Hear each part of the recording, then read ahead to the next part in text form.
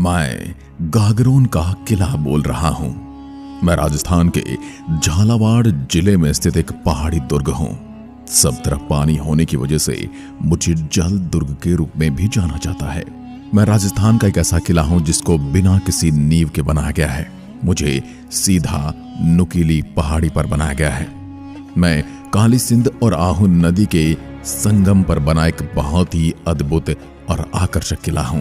मैं अपने अंदर कई वीर गाथाएं और दुख से भरे हुए क्षण समेट कर बैठा हूं। मैं एक और मेरे साहसी और गौरवमय इतिहास के लिए गौरवान्वित महसूस करता हूं, तो दूसरी ओर हजारों महिलाओं द्वारा अपनी लाज को बचाने के लिए की गई जौहर की ज्वाला की तपिश आज भी मुझे महसूस होती रहती है। मेरे यहाँ 14 युद्ध और 2 जौहर हुए। एक समय मेरे यहाँ 92 हिंदू मंदिर हुआ करते थे, और आपको बता दूं 100 साल का पंचांग भी मेरे यहाँ ही लिखा गया था। मेरा इतिहास काफी रोचक और गौरवमयी रहा है। मेरे ऊपर परमार वंश से लेकर चौहान वंश का शासन रहा, और उसके बाद मुगलों का भी शासन मुझ पर रहा। आज मैं मेरे स्वर्णिम इतिहास के कुछ रोचक किस्से आपके साथ साझा करूंगा। साथ ही मेरे यहाँ पर घटित हुए कुछ काले पल भी आपके साथ साझा करूंगा, जो आज भी मेरे सीने में एक खंजर की तरह चुभते रहते हैं। चारों तरफ जल होने की वजह से मुझे एक जल दुर्ग की श्रेणी में रखा गया है। 7वीं सदी में मेरा निर्माण आरंभ हुआ और 14वीं सदी में पूर्ण हुआ। मैं भी कुंभलगढ़ और चित्तौड़गढ़ की भांति एक अभेद्य दुर्ग रहा हूं। साथ ही मुझे विश्व धरोहर सूची में भी शामिल होने का सौभाग्य प्राप्त है। मैं हिंदू मुस्लिम एकता की अनूठी मिसाल हूं। यहाँ पर हिंदू देवी देवताओं के मंदिर भी हैं, तथा एक सूफी संत मीठे शाह की दरगाह भी है, जहाँ रमजान के महीने में बड़ा मेला लगता है। 21 जून 2013 को 5 अन्य दुर्गों के साथ ही मुझको भी वर्ल्ड हेरिटेज लिस्ट में शामिल किया गया है। मैं झालावाड़ शहर से 13 किलोमीटर की दूरी पर स्थित हूँ। अब आपको मैं मेरे इतिहास से रूबरू करवाता हूँ। मैं दक्षिण पूर्वी राजस्थान में झालावाड़ से 4 किलोमीटर दूर अरावली पर्वतमाला की सुदृढ़ चट्टान पर काली सिंध और आहू नदियों के संगम पर स्थित हूँ। घने और दुर्गम जंगलों के बीच स्थित होने के कारण मैं चारों ओर एक खाई से घिरा हुआ नजर आता हूँ।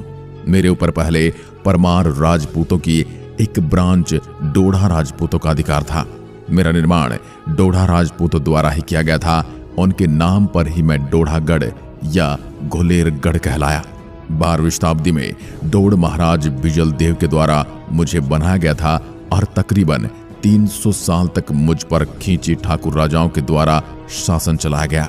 मेरे साथ 14 युद्ध और 2 जौहर जैसी कहानियां भी जुड़ी हैं। साथ ही मैं एक ऐसा किला हूं जिसके टोटल 3 परकोटे उपलब्ध हैं। आपको बता दें कि सामान्य तौर पर किसी भी किले में 2 ही परकोटे होते हैं, परंतु मुझ में 3 परकोटे हैं। बात उस समय की है जब मुझ पर बिजल देव डोड़ का शासन था, और उसी समय चौहानों की एक ब्रांच खींची के राजा देवन सिंह खींची ने 12वीं शताब्दी के उत्तरार्ध में बिजल देव डोड़ को मारकर धूलरगढ़ पर अधिकार कर लिया। उसके बाद से मेरे ऊपर चौहान राजपूतों का अधिकार हो गया, और उन्होंने ही मेरा नाम गागरोन रखा। मालवा, गुजरात, मेवाड़ और हाड़ौती का समीपवर्ती किला होने से मेरा बहुत अधिक सामरिक महत्व था। 1300 ईस्वी में खींची शासक जैतसी ने अलाउद्दीन खिलजी के मुझ पर किए गए आक्रमण को विफल कर दिया।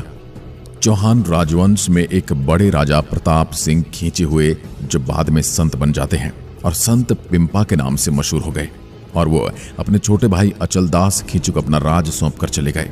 1423 ईस्वी में मांडू के सुल्तान होशंग शाह ने गागरोन पर आक्रमण किया।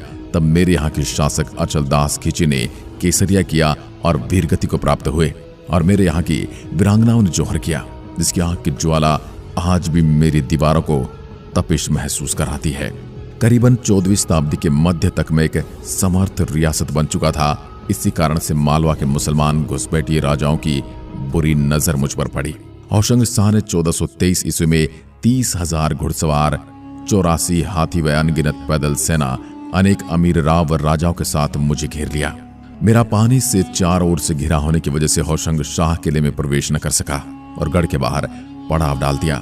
मुश्किल के समय पूरे नगर के लोग गागरोन किले में ही शरण लेते थे। यहाँ पानी और अनाज के उचित भंडार थे। इसी वजह से होशंग शाह के आक्रमण के बावजूद कई महीनों तक नगरवासी दुर्ग में सुरक्षित रहे। अंत में होशंग शाह को पता चला कि नदी से एक मार्ग की सहायता से पानी किले में जाता है। किले में ही अनाज की व्यवस्था है, अतः उसने नदी में गाय का मांस डलवा दिया। दूषित पानी और अनाज की कमी के चलते मजबूरन होशंग शाह से सैन्य शक्ति में कमजोर अचलदास को युद्ध के लिए किले से बाहर आना पड़ा। ये हमले में हार निश्चित थी।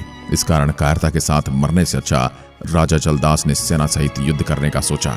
दुश्मन सेना संख्या में बहुत ज्यादा थी तो हार निश्चित थी, तो सभी ने साका करने का सोचा और सर पर केसरिया बांधकर मेरे यहां से रणबांकुरे दुश्मन सेना पर बिजली की तरह टूट पड़े।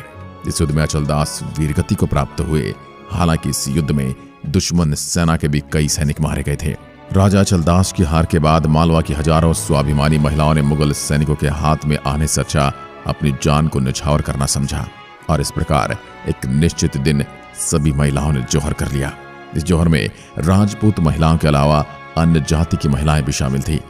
यह मेरे यहाँ का प्रथम साका था। बाद में 1437 ईस्वी में मुझ पर खींची शासक पाल हसनी ने पुनः अधिकार कर लिया। 1444 ईस्वी में मालवा के सुल्तान महमूद खिलजी प्रथम ने एक बार मुझे फिर से अपने अधिकार में लिया। तब किले की महिलाओं ने जौहर किया।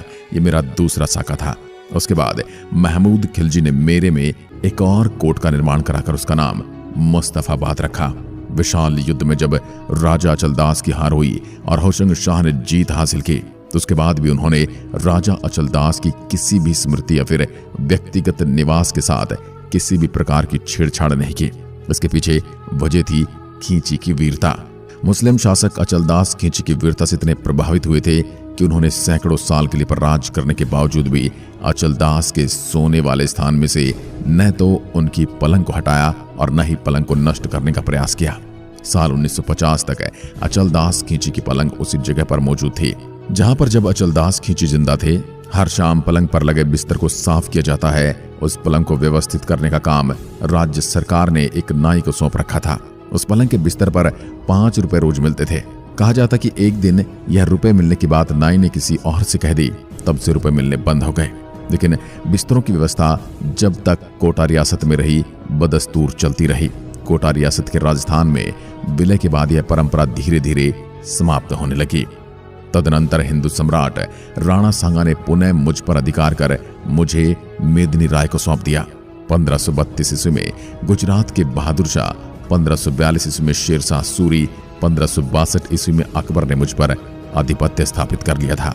शाहजहां ने मुझे कोटा के राव मुकुंद सिंह को दे दिया और 1948 ईस्वी तक मैं कोटा राज्य के ही अंतर्गत रहा। तिहरे परकोटे से सुरक्षित मेरे में सूरज पोल, भैरव पोल तथा गणेश पोल प्रमुख प्रवेश द्वार हैं। गागरोन दुर्ग स्थापत्य में विशाल जौहर कुंड, राजा अचलदास और उनकी रानियों के महल, नक्कार खाना, बारूद खाना, टकसाल, मधुसूदन और शीतला माता के मंदिर, सूफी संत मीठे साहब की दरगाह और औरंगजेब द्वारा निर्मित बुलंद दरवाजा प्रमुख है। मैं वीरों की वीरता का केंद्र रहा हूँ। मैं खींची राजपूतों के पराक्रम का प्रतीक रहा हूँ। मैं हिंदू मुस्लिम एकता का प्रतीक गढ़ रहा हूँ। जहाँ संत पीपा की मठ भी है। धनुषाकार द्वार, शीश महल, जनाना महल, मर्दाना महल की शिल्पकारी अपने आप में अनूठी है। मेरे अंदर अनेक स्मारक, जलाशय, कुएं, भंडारण भी बने हुए हैं। मेरे यहाँ तिहिरा परकोटा बना हुआ है और उसको जालिम सिंह ने बनाया था, जिस वजह से उसको जालिम कोट कहते हैं। अचलदास खींची मेरे यहाँ के पराक्रमी शासक थे। जब होशंग शाह ने मुझको अपने कब्जे में लिया तो उसने कभी भी अचलदास के शयन कक्ष के साथ कोई छेड़खानी नहीं की थी। कुछ लोग बताते हैं कि मेरे आज भी कोई पैरालौकिक शक्तियां निवास करती हैं। लोग मानते कि राजा आज भी अपने महल में आकर पलंग पर सोते हैं तथा हुक्का पीते हैं। बांधकाम के नजरिए से देखा जाए तो राजस्थान में मेरी गिनती बेजोड़ किलो में होती है। और आपको बता दूं कि मेरी सबसे मुख्य बात यह है कि मेरी सिक्योरिटी सिस्टम को निर्माण करते समय काफी मजबूत बनाया गया था। मेरे चारों तरफ काफी ऊंची पर्वत माला स्थित है, जिसकी वजह से मुझको कुदरती तौर पर सुरक्षा प्राप्त है। मेरा निर्माण इस प्रकार से कराया गया था कि गागरोन किला दूर से किसी भी व्यक्ति को न दिखाई दे। इसलिए अक्सर दुश्मन को दूर रहने पर ही मैं स्पष्ट तौर पर दिखाई देता था और यही वजह है कि दुश्मन दूर से मेरी सिचुएशन के बारे में सटीक अंदाजा नहीं लगा पाते थे। मेरा निर्माण करने के लिए बड़े बड़े पत्थरों से निर्मित शिला का इस्तेमाल किया गया था। मेरे आसपास में लगातार पानी से भरी रहने वाली खाई भी उपलब्ध है और मेरे अंदर घुमावदार प्रवेश द्वार भी हैं, जिसकी वजह से मेरे सिक्योरिटी सिस्टम को तोड़ना किसी भी दुश्मन के लिए काफी कठिन काम था। प्राचीन काल में मेरे मुख्य प्रवेश द्वार पर लकड़ी का उठने वाला पुल भी उपलब्ध था। राजा ने भी अपना शासन चलाया था, परंतु आगे चल करके उन्होंने राव मुकुंद सिंह को मुझे सौंप दिया था। बता दो कि राव मुकुंद सिंह कोटा के राजा थे। इस प्रकार शाहजहां के द्वारा राव मुकुंद सिंह को किले का अधिकार सौंपने के बाद किले पर ठाकुरों का अस्तित्व हो गया था। मेरे बारे में यह है कि समय समय पर अलग अलग राजा के द्वारा मेरा निर्माण करवाया गया था और 18वीं शताब्दी आते आते तकरीबन 5 बार मेरे क्षेत्र को विस्तारित किया गया था। अब बात करते हैं आप मुझ तक कैसे पहुंच सकते हैं। उससे पहले मैं आपको बता दूं कि मेरा घूमने का टिकट 50 रुपए है। मेरे यहाँ आने के लिए फ्लाइट, ट्रेन या बस किसी का भी चुनाव कर सकते हैं। मेरे यहाँ का सबसे नजदीकी हवाई अड्डा कोटा हवाई अड्डा है, जो तकरीबन झालावाड़ से सिर्फ 82 किलोमीटर की दूरी पर स्थित है। भारत के मुख्य शहरों से यात्रा करके कोटा हवाई अड्डे आया जा सकता है और कोटा एयरपोर्ट से झालावाड़ के लिए आप कैब, टैक्सी भाड़े पर ले सकते हैं या राजस्थान रोडवेज की बस से यात्रा करके झालावाड़ पहुंचा जा सकता है। अगर आप मुझ तक आने के लिए ट्रेन का चुनाव करते हैं तो उसके लिए बता दूं कि झालावाड़ का निकटतम रेलवे स्टेशन रामगंज मंडी में है, जो झालावाड़ से लगभग 26 किलोमीटर की दूरी पर स्थित है। रेलवे स्टेशन से मेरे तक पहुंचने के लिए आप टैक्सी, कैब, यहाँ के स्थानीय वाहनों की मदद ले सकते हैं। अगर आप सड़क मार्ग से झालावाड़ आना चाहते हैं, राजस्थान के प्रमुख रोडवेज के माध्यम से अन्य प्रमुख शहरों से जुड़ा हुआ है। इस मार्ग पर कई राजनीतिक वाहन और निजी बसें हैं जो झालावाड़ के सभी आसपास के मुख्य शहरों से जोड़ती है।